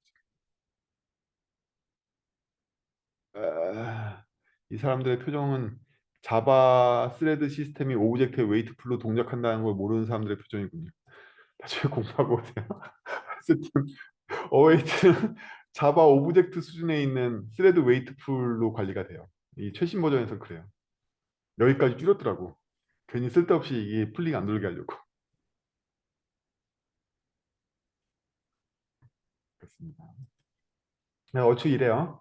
구조는 그렇다. 기본적으로는 리줌이 때릴 때마다 얘를 디스패치드 컨티뉴에이션을 바꿀지 결정해서 걔 리줌 위드로 바꾸게 되고 그럼 원본 컨티뉴에이션에 있는 컨텍스트에 디스패처가 있는지 확인해서 있으면은 디스패처의 디스패치로 좌우로 넘겨서 익스큐터가 얘 런업으로 호출하게 될 거고 그 런업으로는 다시 얘를 호출하게 될 거고 이 런업을 안에 컨텍스트에 잡이 있는지를 검사하는 로직이 있어서 잡이 끝났으면 얘를 끝장내 버려서 호출 안 할 거고 잡이 널이 아닌데 잡이 액티브가 아니라면 또 이거 호출 안 할 거고 뭐 이런 잡에 대한 연동이 여기 들어가 있고 true, false를 반환해서 멀쩡히 실행했어 안 했어에 따라서 이 바깥쪽에 있는 러너블에서는 컨텍스트에 잡이 있어? 그러면 걔 액티브를 어떻게 할 거야 뭐 할 거야 그 작동이 일어난다. 이 바깥쪽 이 수준에 있는 런에서는 이렇게 돌아가는 거예요. 그래서 앞에 글에서 보면 얘가 리줌 때릴 때마다 그 일이 일어난다니까. 이 리줌을 때리면 컨텍스트에 디스패처가 있어. 그럼 디스패치드 컨티뉴에이션을 바꿔야지. 그리고 걔 리줌을 때려야지 이 일이 일어나는 거야. 누가? 얘 부모 층에서 2층에서. 제가 여기 귀찮아서 그냥 컨티뉴에이션 썼지만 사실은 베이스 컨티뉴에이션 임플리먼트를 임플리먼트하고 있는 무슨 임플리먼트에 무슨 컨티뉴에이션에 보면 그 구현이 있단 말이야. 그래서 책을 보고 공부를 하시고 이상한데 핵심적으로는 어떻게 해서 얘가 비동기가 일어나는 거지? 리줌한 다음에 다음번 리줌은 누가 호출하는 거지? 라는 거까지 궁금하실 정도로 책을 본 분들한테는 오늘 민성님 재밌죠 오늘? 재밌지 않아? 연구했으면 재밌을 어, 거예요. 재밌긴 한데 제가 이해한 거랑 제가 이해하고 있던 거랑 조금 다른 부분이 있어서 많이 달라. 1.3 가지고 상상의 나래를 펼쳤기 때문이지. 얘는요 어디에 설명이 자세히 나와 있냐면요 코틀린 공식 문서 중에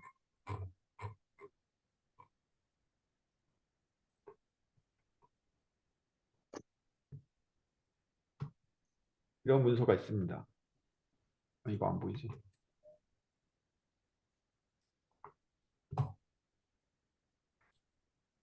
이런 문서가 있어요. 이것도 공식 문서죠. 코틀린에서 운영하고 있는 이 문서에 보면 상당 부분 어떻게 해서 얘가 머신너리하게 바뀌는지에 대해 이 문서 계속 업데이트 되거든요. 이거 봐, 이거 내가 마음대로 쓴 코드가 아니야. 응? 이 공식 문서에 있는 코드라고. 내 상상의 나래로 만든 코드가 아니라고. 공식 문서 해설해 준 거란 말이야. 여기 제가 만든 코드 다 나오고 있죠. 응, 그래. 여기 다 있다고. 제가 상상의 나래로 만든 코드가 아니라 여기 자세한 메커니즘을 설명하는 문서가 있어요. 그리고 이 문서가 계속해서 바뀌어요. 최신 버전의 구현에 따라서 얘네들이 어떻게 동작하는지 되게 상세하게 많이 설명해 주거든요, 이 문서가. 이거 번역본도 돌아다녀요. 근데 그 번역본이 최신 버전이라고 얘기할 수 없어요. 번역본도 조심해야 돼. 번역한 사람이 언제 번역하느냐에 따라서 옛날 버전일 수 있어. 이 책이 쓰여진 시점에 이 문서도 1.3의 기준으로 돼 있었단 말이에요. 지금은 최신 버전에 맞게 다 고쳐져 있어요. 볼까, 이거?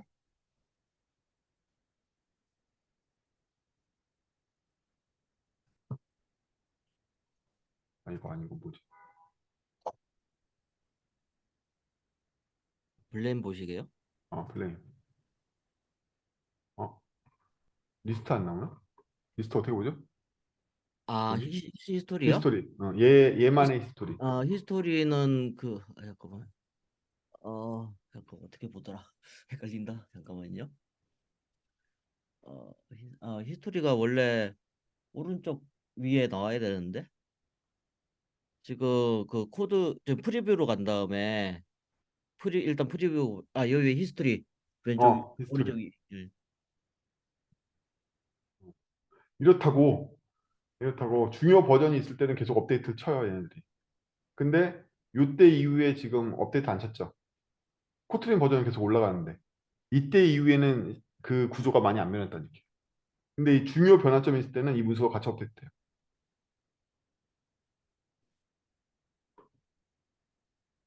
그래서 이 킵 시리즈에 있는 것들은 조심해야 돼.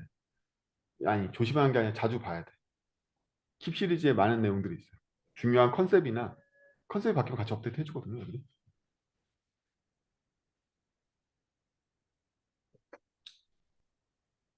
이게 여러분들이 코틀린을 배울 때 자바를 하다가 유행한 데서 안드로이드의 언어가 코틀린이라서 뭐 이런 식으로 배우시니까 코틀린이 깊어지지가 않잖아요. 코틀린은 좀 진지하게 언어로 대하고 다른 언어 파듯이 한 번은 들어올 필요가 있고요. 코틀린 언어는 자바랑 완전히 달라요. 그냥 자바로 번역될 뿐이야. 우리가 스칼라가 완전히 자바랑 상관없는 것처럼 코틀린도 거의 상관이 없어요. 얘 언어 컨셉이나 여러 가지 기능들이나 이런 것들이. 코틀린은 어떤 언어에 가깝냐면 컴파일 단계를 상당 부분 간섭할 수 있는 언어예요. 그래서 언어의 기능만 가지고 밸류 클래스나 인라인이나 지금 봤던 서스펜드 함수가 컴파일 될 걸 예상할 수 있는 런타임 메소드 지원이나 이런 것들이 되게 많아요. 그래서 코트는 깊이 쓰면 컴파일은 좀 오래 걸려도 런타임에 획기적으로 빠른 코드도 되게 쉽게 만들어낼 수 있고 뭐 그렇습니다. 계속. 그럼 이제 태스크도 살펴봐야 되잖아. 태스크는 또 스케줄 태스크를 상속받네? 거지 같은. 어쨌든 런이 있네. 이게 핵심이지. 스케줄 태스크의 핵심도 러너블이라는 거지. 그럼 이 런에서 뭐 하냐? 이런 일들을 한다 이거야. 런에서. 런이 할 일이 많아. 런이 할 일이 많은데 대부분 트레이스 찍는 것들. 왜냐하면 얘가 디스패치를 통해서 분할돼서 리줌이 나가잖아요. 그렇기 때문에 리줌 단계에 대한 스택 트레이스가 안 찍혀요. 그래서 별도의 트레이스 머신을 만들어서 얘가 직접 해줘야 돼. 뭐 이런 트레이스 머신 만드는 거라든지 뭐 여러 가지를 해요. 핵심은 뭐다? 컨티뉴에이션은 리줌을 때린다는 거야. 근데 이 리줌은 누가 구현했다? 그 밑에서 구현했죠. 디스패치드 컨티뉴에이션이 구현했죠. 걔를 호출했기 때문에 최종적으로는 걔가 디스패치를 해가지고 작동하게 된다. 뭐 등등.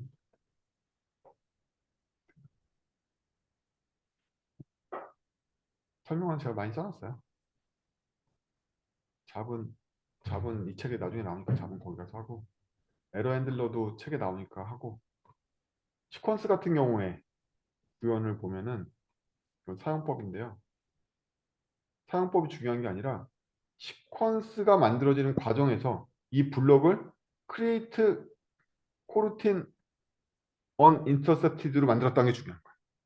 그래서 코루틴을 사용했지만 그리고 중단이 되지만 디스패처가 필요 없는 거지. 시퀀스는.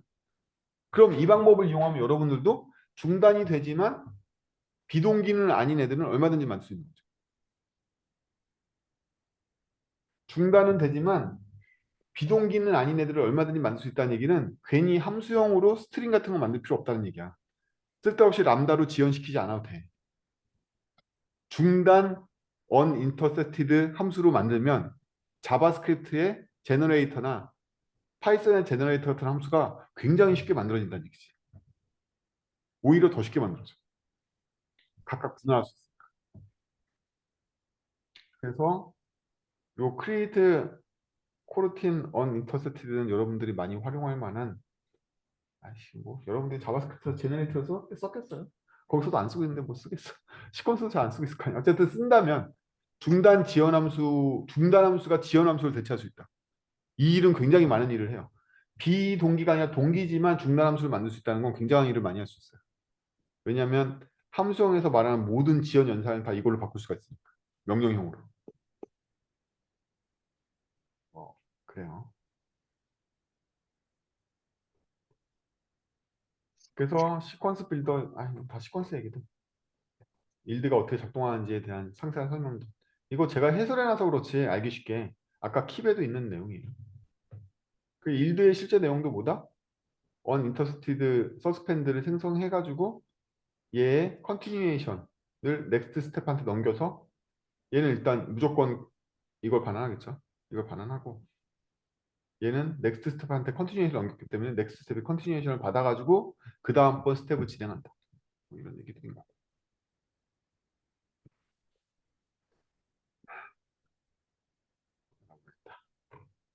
그래서 오늘 대충 첫 시간이라서 길게는 안 할 거고요. 안 그래도 머리가 복잡하실 텐데.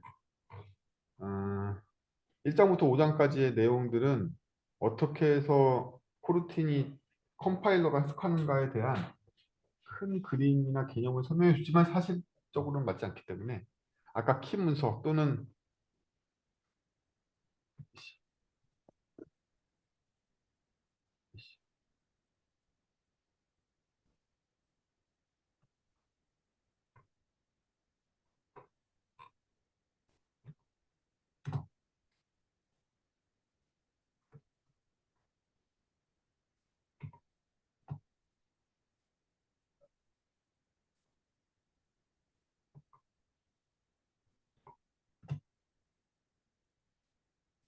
링크 나왔던 거 다 디스코드에 올려둘게요.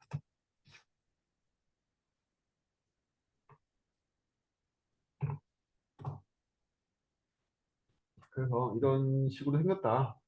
이런 식으로 생겼으니까 코르틴 내부 구조에 대해서 궁금하신 분들은 좀 보시고요. 특히나 이런 부분들은 많이 써먹어요. 그래서 런처나 어싱크의 도움 없이도 서스펜드 함수를 이 상황에서 자유롭게 실행시킬 수 있다는 거. 안타깝게도 un인터셉트드만 지원한다. 인터셉트는 지원 안 해. 짜증나고. 인터셉트드까지 지원했으면 런처 같은 거 필요 없는 거죠. 코르틴 빌더가 필요 없어. 사실은 얘가 스타트 코르틴이기 때문에 빌더 없이 얘가 스타트 코르틴을 할 수 있는 거잖아요. 빌더들이 하는 일은 서스펜드 함수를 스타트하기 위해서 만들어주는 거거든요. 빌더 함수의 도움 없이 진행이 된다는 거. 그리고 빈 컨티뉴에이션 객체는 쉽게 만들 수 있다. 그리고 당장 실무에 쓸 수 있는 것 중에 뭐 이런 거. 우리는 abstract 코르틴 컨텍스트 엘리먼트를 상속받음으로써 그리고 컴패니언 오브젝트 키 잡는 거 이거 다 7장에 나옵니다. 이 키를 설정해서 가변 상태조차도 서스펜드 함수 사이에 컨텍스트를 공유시켜서 멤버의 값을 바꾸고 다녀도 안전하다. 왜? 중단 함수는 경합하지 않으니까. 중단 함수는 스레드끼리 경합하지 않아요. 그래서 이 멤버 자체는 불변으로 공유되고 있지만 멤버 안의 속성이 가변이라 할지라도 경합을 일으키지 않아요. 그래서 하나의 상태를 공유하는 다수의 서스펜드 함수의 파이프라이닝을 쉽게 만들 수 있다. 이런 것들은 실무에 바로 쓸 수도 있고요. 그 잘만 쓰면 사실 라이브 데이터 같은 게 필요한가? 다 잘 몰라서 쓰는 거 아니야? 그거 코르틴 잘 몰라서 쓰는 거 아니야? 그런 느낌이다. 여기는 많이 읽어보셔야 돼요. 그냥 한 번에는 잘 이해가 안 돼서 디스패처와 컨티뉴에이션과 걔가 실행되는 디스패치와의 관계는 여러 번 보셔서 사실은 여기까지 뚫어야 돼요. 디스패치드 태스크에 있는 런이 실제로는 디스패치가 소비하게 되는 익스큐터가 소비하게 되는 게 이 내용이잖아요. 그럼 얘가 이 안에서 컨티뉴에이션 리즘을 어떻게 호출하고 그 결과가 잡으로 어떻게 반영되는지 거든 이게. 근데 아직 잡을 안 배우셨으니까. 그리고 여기에서도 마찬가지로 이게 익셉션 핸들러가 왜 여기서 동작하게 되는지. 얘가 컨텍스트에서 익셉션 핸들러를 받아온 걸 랩핑하고 있는 거라서 이때 그 작동이 일어나는 거예요. 글로벌 컨텍스트에 있는 핸들러가 왜 작동하지? 라고 물어보면 얘 런에 트라이 캐치가 걸려있는데 파이널에서 걔한테 보고하기 때문에. 그런 등등 우리가 코르틴을 이미 쓰고 계신 분들이라면 이게 왜 대체 이렇게 되는 거지?에 대한 중요한 뼈대들만 끄집어냈어요. 원래는 여기 보시면 어마무지한 애들이 관여를 하고 있잖아요. 이것만 봐도 막 지겨워. 따라가기도 지겹거든요. 얘는 또 이 거지 같은 애들이 또 막 있잖아. 그 안에 가면 또 있어. 그리고 걔 리즘 동작도 복잡해. 여기가 바로 책이 얘기했던 스택 순환을 하는 거죠. 이 스택 순환을 보면은 얘가 최종적으로 데코레이터 패턴을 다 벗겨내는 거죠. 하나씩 벗긴단 말이야. 안에 컴플리트가 지가 알고 있는 데코레이터 컨티뉴에이션이죠. 계속 벗겨서 또 돌려. 또 돌려. 또 돌려. 계속 돌리는 거야. 또 돌려서 아웃컴을 계속 바꿔낸단 말이죠. 그래서 언제까지? 베이스 컨티뉴에이션 임플리먼트가 컴파일러가 만들어주는 가장 마지막 호출시마다 만들어주는 애는 다 얘 임플리먼트란 말이지. 얘 오브젝트란 말이야. 여기까지 계속 껍데기를 벗겨내는 거죠. 스택을. 그래서 마지막에 벗겼으면 마지막 아웃컴은 얘 마지막 컴플리션한테 주는 거고 지 안에 있을 때는 계속 이걸 돌리는 거죠. 그래서 이거 돌려가지고 이렇게 되는 거죠. 인버크 서스펜드 팔람을 계속 때려가지고 돌리는 거예요. 그래서 바깥쪽에서 보면 리즘으로 호출을 계속하면 계속 이게 도는 식으로 도는 거예요. 인버크 서스펜드 때리고 인버크 서스펜드는 결국 뭘 때린다? 리즘을 때린단 말이야. 어떤 리즘? 구상 클래스가 구현하고 있는 리즘. 구상 클래스가 리즘 어떻게 구현했지? 이렇게 구현했잖아. 구상 클래스는. 구상 클래스에 있는 이 리즘을 계속 호출한다는 거죠. 그게 요점이야. 이게 인보크 서스펜드는 구상 클래스의 리즘을 계속 호출한 거야. 걔가 계속 돌다가 결국엔 다 벗겨지고 나면 얘가 된다. 그럼 여기서 변수 이름이 컴플리션이잖아요. 네, 컨티뉴에이션이 아니라 네, 그 이유도 일부러 지은 거죠. 끝난다는 의미로. 네, 맞아요. 종결되기 때문에 그래. 끝나는 거야. 거기서. 사실 모든 중단함수는 말이 중단함수지 거기서 끝난 건데 또 호출한 거야. 이걸 코르틴이라고 불러도 될지는 잘 모르겠어. 코르틴은 중단함수를 실행하는 입장에서 코르틴이야. 코루틴이라는 건 무슨 뜻이냐면 코가 여러 번이라는 뜻이고요. 코오퍼레이션이 여러 명이 모여 있는 거잖아요. 여러 명이 모여서 행동을 하는 게 코오퍼레이션이잖아. 마찬가지로 코루틴이라는 건 루틴을 여러 번 쓰기 때문에 루틴. 루틴이라는 건 원래 반복되는 행동을 하는 건데 루틴의 특징이 뭐냐면 진입하면 나온단 말이야. 진입하면 무조건 나오는 게 루틴의 특징이야. 우리가 알고 있는 일반적인 함수가 루틴이에요. 근데 루틴이라는 용어는 굉장히 오래전부터 사용됐기 때문에 우리가 만든 함수가 컴파일하고 나면 어떤 메모리에 명령 블록이 돼 있어서 거기로 고트로 점프해가지고 다 실행하고 다시 원래로 복귀한 식으로 컴파일 될 거 아니에요. 점프해서 갔다가 다 실행되는 거기를 루틴이라고 부른단 말이지. 근데 루틴의 특성이 뭐다? 고트로 점프해가지고 쫙 실행되고 나온단 말이에요. 그게 루틴이야. 근데 코루틴은 거기로 계속 보내는 거야. 여러 번. 여러 번 보내도 돼. 근데 여러 번 보낼 때마다 루틴이 실행되는 방식이 조금씩 바뀌어. 그게 코루틴이거든요. 그래서 대표적인 코루틴이 자바스크립트의 제너레이터나 어싱크 제너레이터 아니면 뭐 거기 파이썬에 있는 제너레이터 이런 애들이 다 코루틴인데 혹은 유명한 유니티에 있는 그 코루틴 걔도 코루틴이고 근데 근데 엄밀하게 얘기하면 엄밀하게 얘기하면 코트린에 있는 코루틴은 엄밀하게는 코르틴이라고 말하기는 좀 어렵고 중단함수라고 봐야 돼. 컴플리션이 되는. 근데 이 중단함수를 계속해서 상태의 컨티뉴에이션을 줘가지고 호출해주는 건 아까 말했던 코르틴 빌더들이 만들어낸 애들이란 말이지. 그러니까 실행될 때만 얘가 코르틴이 되는 거지 실제적으로는 중단함수란 말이죠. 그래서 컴플리션이고 끝난 거야 사실은. 끝난 거.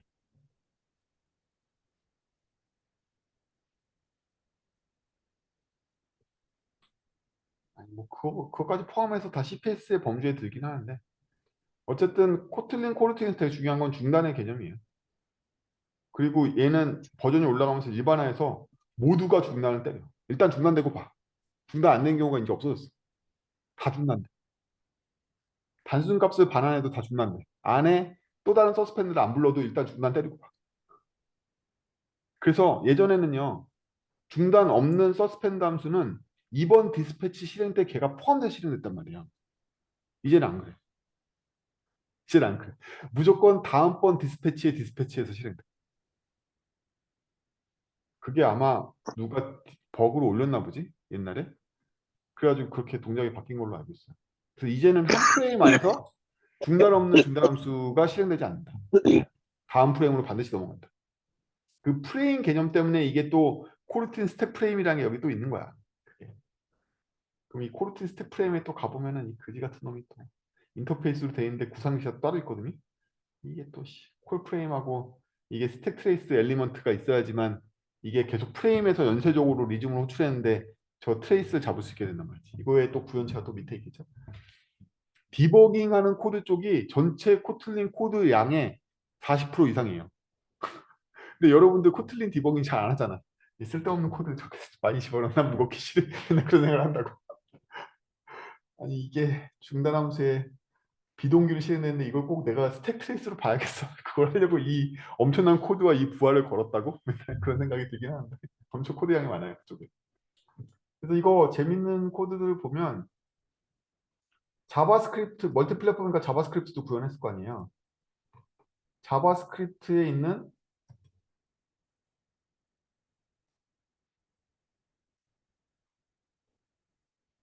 자바스크립트에 있는 코르틴에 있는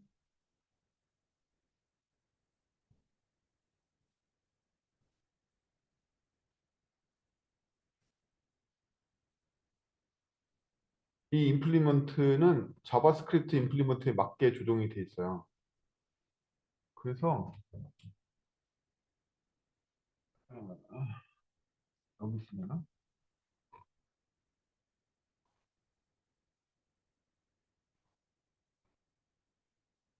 이런 시스템이 지원하고 있는 것들에 대해서 얘가 어떻게 구현할지 다 구현하고 있죠. 얘는 그냥 뭐 바로 쌩까고 그냥 바로 때려버리죠. 근데 그거 말고 얘 디스패처도 있거든요. 윈도우 디스패처라는 것도 있고 타임아웃 디스패처도 있고 막 그래요.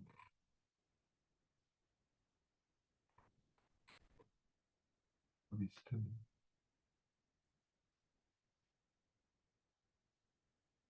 더 상위단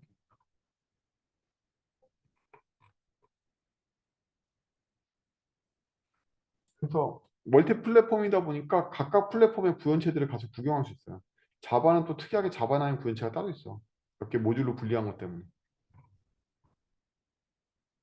그래서 각각 구현체들, 플랫폼별 구현체들이 다 나오기 때문에 참조하시면 소스 보고서 공부할 게 많이 있어요.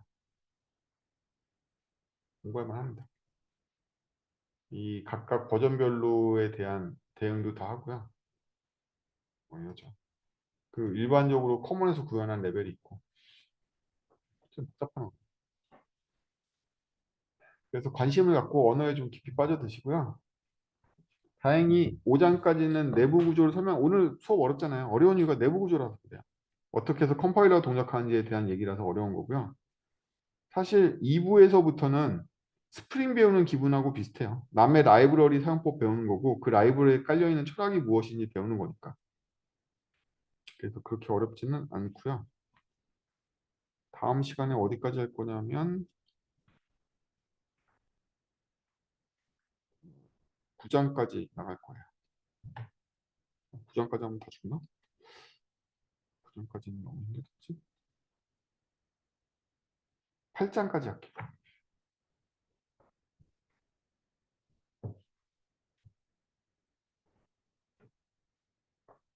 그리고 저는 여러분들이 지금 코틀린 레벨에 있는 이 코드에 대해서 너무 깊이 안 파고드시는 걸 추천하고요. 사실 5장까지는 하드한 사람들만 쓰시면 되고요. 이런 기본적인 코틀린의 기능을 모르셔도 돼요. 왜냐하면 우리가 탭안 쓰는 건 코틀린 X 패키지에 있는 기능을 쓰기 때문에 코틀린 X 패키지에 있는 기능은요. 코틀린 코어에 있는 기능을 완전히 감춰요. 아예 모르게 만들어요. 그래서 코틀린 X에 있는 내용만 알아도 코틀린 사용하는데 오히려 더 좋고 만약에 코틀린 X 패키지에 있는 대로 코틀린 사용하지 않고 저처럼 변태적으로 쓴다. 이러면 코틀린 X에서 혜택을 주는 여러 가지 기능을 다 쓸 수 없게 되잖아요. 코틀린 X는 다 코틀린 코어를 자기 나름대로 부가적인 객체를 만들어가지고 뭐 쓰는 거거든요.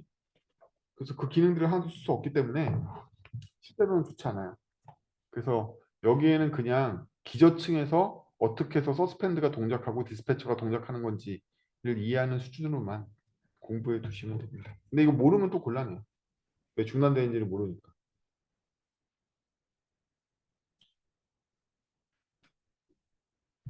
자, 여기까지 할 건데요. 뭐 궁금하신 점에 질문 있으시면 우리 지금 스레드에 올려도 되고요.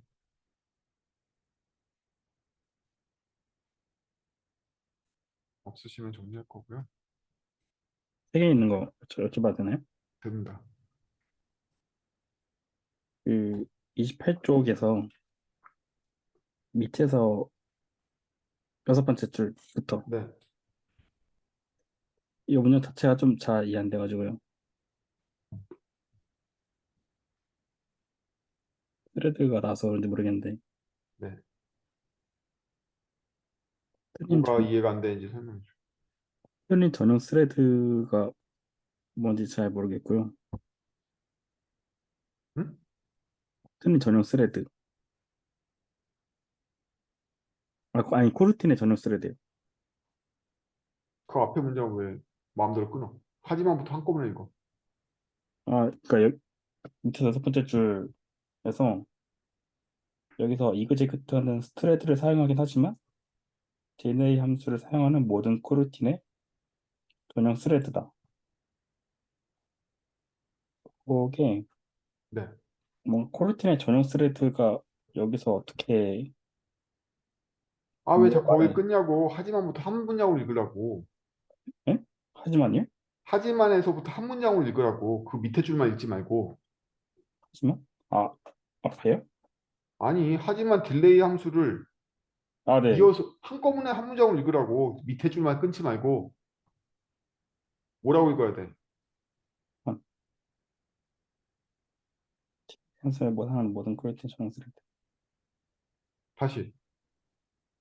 딜레이 함수를 사용하는 그렇지. 모든 딜레이 함수를 사용하는 모든 코르틴. 그냥 모든 코르틴이 아니라고. 딜레이 함수를 사용하는 모든 코르틴이라고.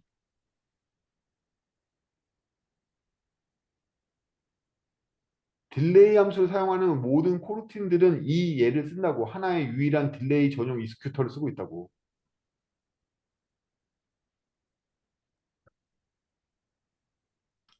코드를 볼까요? 우리 개발자잖아. 코드에 보면 뭐가 있어요? 익스큐터가 보이네. 제일 처음에. 네, 이 익스큐터는 전역으로 설정되어 있는 유일한 싱글톤 객체겠네. 네, 네, 네, 인스턴스의 속성이 아니잖아. 전역 객체잖아. 네, 이 전역 객체는 누가 사용하고 있죠? 딜레이 함수가 사용하고 있네. 네, 어떻게 사용하고 있죠? 익스큐트의 본연의 기능인 스케줄을 이용해서 사용하고 있죠. 네, 그럼 이 익스큐터에다 스케줄로 얘를 집어넣는 거죠. 네, 집어넣으면 어떻게 돼요? 타임 밀리세컨이 흐른 다음에 컨티뉴에이션의 리즘을 호출해주지 않아? 네, 맞아요.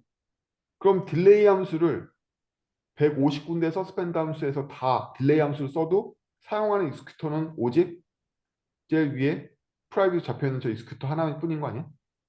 네, 네, 네, 네, 이 문장 그대로인 거 아니냐고. 어, 오케이? 네, 네, 그냥 코드 그대로 읽어 그 한글로 쓰는 거라고.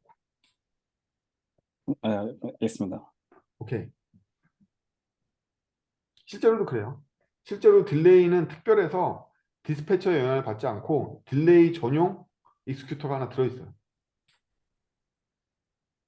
여러분들 딜레이 코드 파고들어서 JVM 임플리먼트에 가보면 이렇게 돼 있어요. 진짜. 그래서 딜레이가 의외로 스레드 하나를 먹고 있다. 이게 정말 좋은 구현이냐. 안 그래도 PC에 스레드 부족하고 안드로이드에 스레드 부족한데 딜레이가 스레드 하나 먹고 있는 게 이게 바람직한 거냐. 제가 항상 고민이 되긴 하는데. 아니 얘는 어차피 스케줄드기 때문에 그냥 메인에 큐에 넣어도 될 것 같은데 뭐 이런 느낌인데 이걸 굳이 한다고? 하나 더 있습니다. 네. 그 33쪽에서 위에 이렇게 구현하면 안 됩니다라고 되어 있잖아요. 어디지? 그 33쪽에 아, 위에, 코드 네, 위에. 이렇게 네. 구현하면 안 된다. 네. 왜 안 되는지 잘 모르겠습니다. 널 때로 쓰니까 안 되지. 예? 널 때로 쓰니까 안 되겠지. 이건 뭔데? 함수가 아닌 코르틴을 중단시킨다? 그 코르, 코르틴 변수를 아니 컨티뉴에이션을 아, 이러면 안 되지. 근데 이게 아예 이러면 안 아예 되지. 아예 안 된다는 거잖아요, 그죠? 아니, 동작은 돼. 아 동작돼요? 어. 아, 저 동작이 안 된다고 하는 줄 알고. 컨티뉴에이션 유출이라는 방법이에요. 컨티뉴에이션 유출을 하면 더 이상 우리가 인보크 서스펜드가 통제할 수 있는 컨티뉴에이션의 상태라든지 컨티뉴에이션의 리즘 타이밍을 더 이상 우리가 통제할 수 없게 되죠. 왜? 네. 밑에 아, 메인에서 마음대로 컨티뉴에이션 리즘을 때려버렸으니까. 아, 원래 컨티뉴에이션 리즘을 누가 때려야 돼? 서스펜드 함수 실행기인 코르틴이 때려야 되죠. 하지만 이 책에서 말하고 있는 이 코드가 증명해 주는 건 뭐냐면 컨티뉴에이션은 그저 컨티뉴에이션일 뿐이고 사실은 리즘 때리는 게 진짜 코드일 뿐인 거다를 설명하기 위해서 이렇게 얘기해 줘서 심지어 바깥에 유출해서 리즘 때려도 리즘은 때려져. 뭐 이런 얘기를 하려고 그런 거지. 아, 아. 근데 심지어 이 리즘은 서스펜드가 아니라고 때려지거든. 근데 이거 코드 안 된, 돌려보면 애프터가 실행이 안 될 거예요. 안 된다고. 네. 아, 이거 이렇게 하면 안 되나? 아까 제가 말한 것처럼 하면 되긴 하지. 얘가 지금 디스패치드로 처음부터 잡혀 있었을 거예요. 제가 아까 말한 대로 unintercepted 해서 어. 만들어 쓰면 되지. 요건 호출 안 되는 거 맞긴 한 거네요. 네. 아, 그러니까 안 되는 이유가 그러면은 바깥쪽으로 컨티뉴에이션이 노출돼서 리즘을 바깥쪽에서 때리는 걸 컴파일러가 허용하지 않고 있는 거지. 아, 네. 계속 말하지만 이 동네는 전부 다 컴파일러가 통제하고 있잖아요. 컴파일 될 거니까. 컴파일러가 이 부분을 다 통제하고 있기 때문에 이걸 용서하지 않는 거지. 알겠습니다. 근데 개념상 이렇다. 실제로 우리 이거 비슷한 짓 하죠. 자바스크립트에서 프라미스인데 프라미스에 있는 리졸브나 리젝트를 바깥쪽으로 노출시켜가지고 어떤 함수 불렀더니 아까 기다리고 있던 프라미스를 리졸브 시켜주는 식으로 그 누출해서 쓰잖아. 네네. 그거랑 비슷한 거죠. 음. 이게 리즘이 결국엔 컨티뉴에이션 노출한 이유가 리즘 때리기 위해서인데 바깥쪽에서 리즘을 소비하게끔 해서 그 서스펜드 함수를 바깥 요인으로 진행시키려고 그러는 음모를 꾸미고 있는 거잖아 지금 이게. 음. 그치? 근데 이거 제가 읽었을 때 그 다음 34페이지까지 이어지는 실행되는 코드를 보면 결국 컨텍스트 얘기를 하고 싶은 거 아닌가 싶거든요. 그러니까 처음에는 이 컨티뉴에이션을 널로 선언한 다음에 이 서스펜드 메인 함수에서 컨티뉴에이션을 주입을 시켜도 그 리줌이 작동하지 않는데 네. 작동되는 다음 장에 보면 런치 스코프로 잡았을 경우에는 애프터가 실행이 되거든요. 실제로 보면. 맞아요. 런치의 코르틴 빌더가 그 안에서 상황을 인식했기 때문에 되긴 이거 된다고? 이거 네. 풀어줬나? 이건 풀어줬나 보다. 예전에 이것도 막혔던 적이 있었는데. 그래서, 음.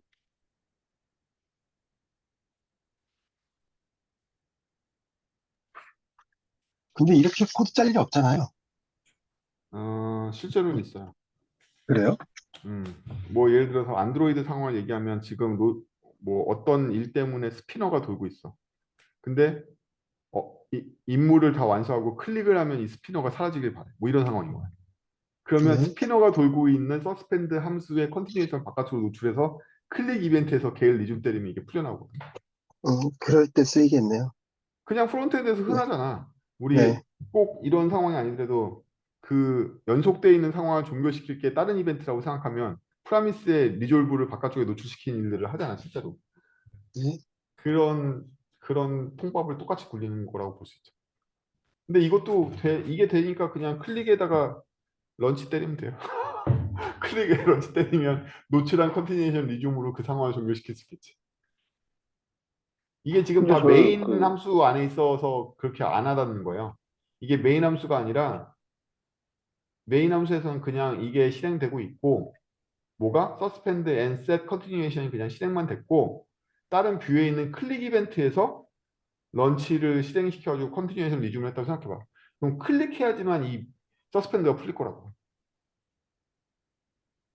근데 약간 얘기가 이게 메인 스레드에서 동작하는 거랑 블로킹 되는 구조인 것 같아요.